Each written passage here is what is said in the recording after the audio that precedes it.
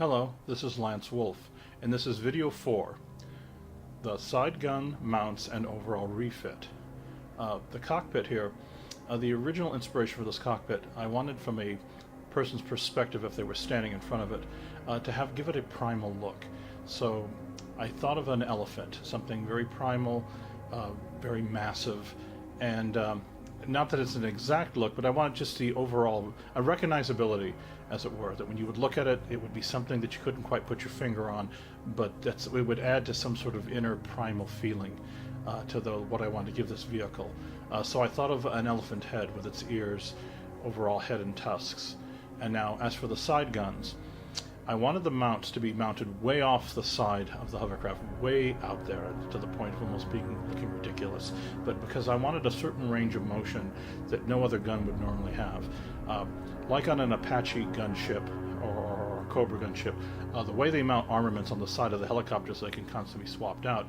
So again, it is a flying craft, so it's the concepts of incorporating all those features that you want into a futuristic vehicle. So I wanted the mounts to be mounted out up at an angle so it would serve the purpose of a hovercraft moving along so the guns wouldn't be hit, but they could also then pivot and aim down under the hovercraft. So I wanted something to look like it was mounted outside of a fender for its functionality to be somewhat recognizable yet believable, and that's what led to that.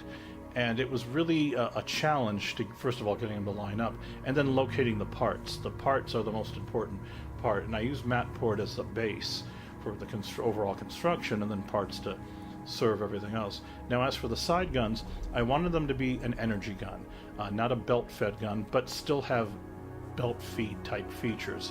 So I wanted these gigantic power cables. There's my little rollerway there. But the challenge was mounting these extra parts on the original guns, because the guns and the cockpit were originally not finished. I ran out of time. The model was almost done, and I wanted to add it as a portfolio submission, which I talk about in the introduction video to what goes on the videos on this my channel. But the part was to make these guns an energy gun with these two giant powerful generators attached over the original guns, and that's what led its design. Now, here are how I lay parts out. The parts are done according to tray, size, type, and I'm preparing here to pull the parts I need for the next step of the build. And I'll go through hours and hours of filling trays and cups with the parts you think you're going to use, trying to fit the overall design of the original drawing or the concept that you have.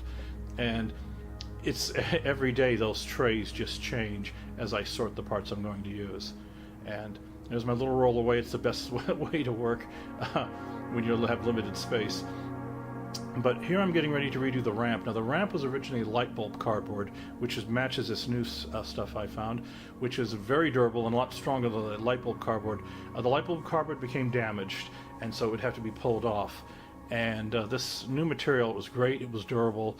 And plus, when it was painted, it would leave an undersheen that I was hoping would change the look of it when it was being photographed. And since the top of the model, I wanted it to replicate that look throughout the model, that any place you would need to walk or look, you'd have to walk on that type of surface. So that's where that came in. And then plus that part pops out of the inside to allow access to the little ladder and hatch that's on the top in case you drop anything on the inside the model. But this model was done inside and out, which you'll see in the final videos of when it's shot. And pretty much anything in white that you see there is all the new features added to the hovercraft. Now, here I've done the base priming paint. There's an element for the cockpit, which I'll be adding little antiques of copper and other things so it'll stand out and have a modeling look. But I'm getting ready to distress the model with a technique where what I use is a toothpick. I'm assuming any little wooden dowel would do, but I prefer to use a toothpick, a wooden toothpick, and dip it in aluminum colored paint, not silver. Aluminum seems to have a much higher reflective value, and it really looks more like what paint would look like if it was scraped off of a surface. And what I've done is you roll the toothpick over every corner that you can get. Just keep rubbing the corners with the silver paint, and it really adds a really natural look of distress. And I can't say enough at how much this works in antiquing the model and bringing it into realism. And to me, you can't overdo it. The older you want the model, the more beat up, the more used universe you want it to look like, it has to be distressed. And then eventually I'll come back with a brush and dip it in black paint that's very watered down, or ink, and wash the corners and basically stain it. But here I've added just a little copper to the power cables, just so when the light hits them just right, it adds a little sheen, just to give it a little more metallic look.